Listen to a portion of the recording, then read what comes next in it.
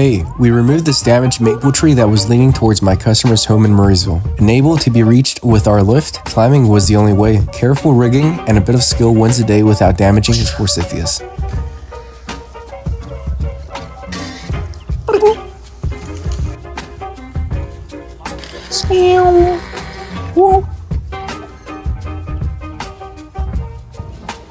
We also removed these other trees, as they did pose a threat to the home. They had some decay at the base, and the other one wasn't looking in good shape either. We're JP Tree Care, located in Murrysville. Check out the next gen of tree care. See ya.